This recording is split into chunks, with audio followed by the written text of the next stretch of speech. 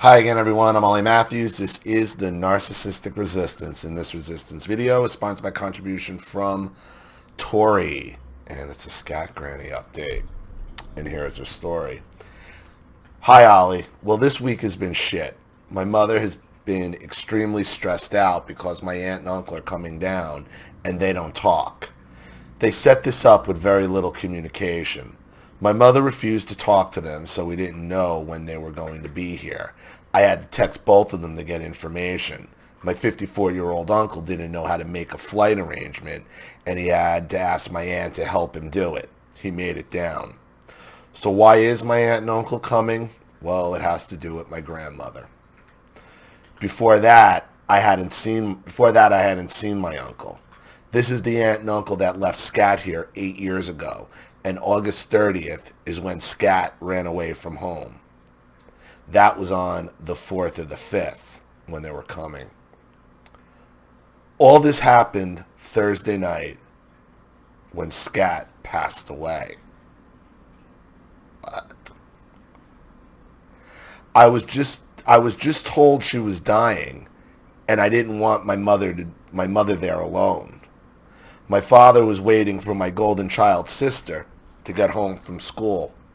Was only there 2 hours, but it didn't feel that long. It was only a few minutes. My mom asked if she was still breathing. Nope. Now what? Don't get me wrong. I know that I should have been crying, or at least sad, but I had no feeling for this person. You know, I've never cried at a funeral. I've never been emotionally attached to anybody enough. What's the cry over here? Like, what exactly would you be crying over? Not having her shit all over the house and your room and everything else in your life? There's nothing to cry. I mean, when there's nothing to mourn over the narcissist, there's nothing to mourn. What's to mourn?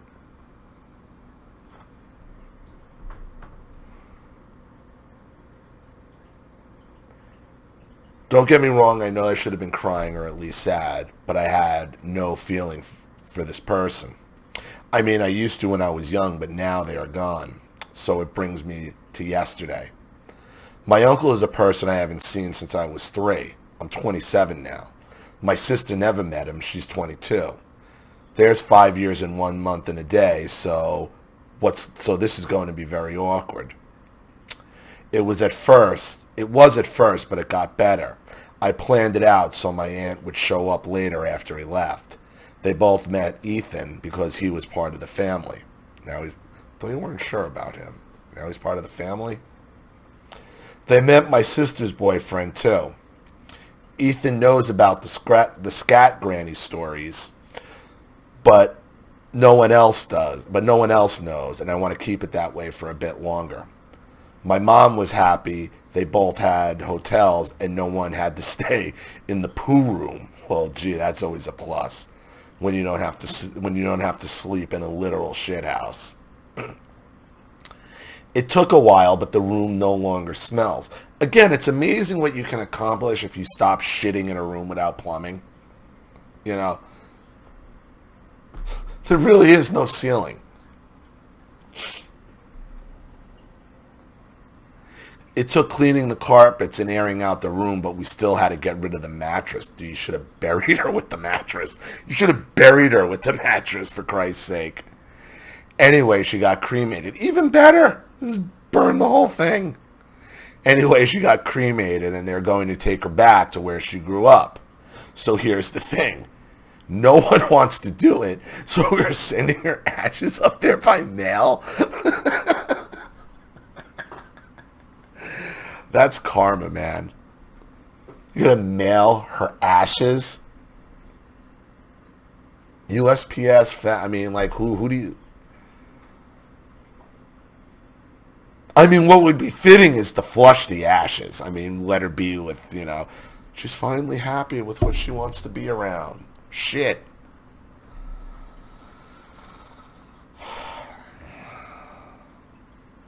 I mean, that's what you're supposed to do. You're supposed to take them to their favorite places. So it's like, Flush the ashes.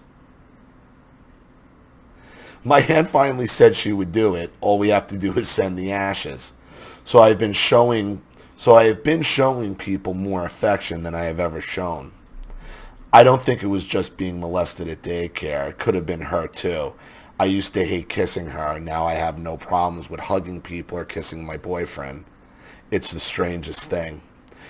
Yeah, well, because she's not there to ruin everything for you. Because I remember, she would tell you, like, she would pick on you. It wasn't only she was just shitting up everything. She would pick on you and pick on everything you do. So who wants to be affectionate around that? And you're wondering why you're not mourning her death? What's to mourn? There's nothing to mourn.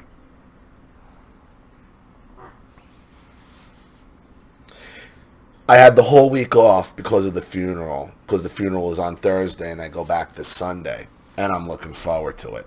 Thanks for everything, Ollie. Tori. Unbelievable once that 500-pound turd is lifted off your back. It's like almost like you got out of jail. It's like getting out of a prison. This physical and mental prison she puts you in. When there's nothing to mourn over the narcissist, there's nothing to mourn. And it's just as simple as that. But I'm very happy. I'm very happy that she went to that big porta potty.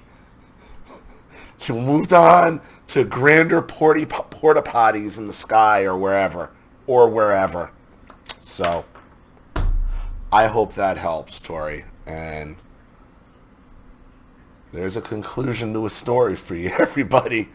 Scat Granny is no more. So, thanks again, Tori. Congratulations.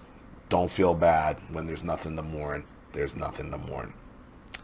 And if you want your story read on the channel, you have a topic you'd like me to cover, a narcissist you'd like to expose, you'd like a private video made, or you'd like to sponsor a video like this for someone who needs help and can't afford it, because this channel survives on contributions from all of you. Without you guys, all this goes away.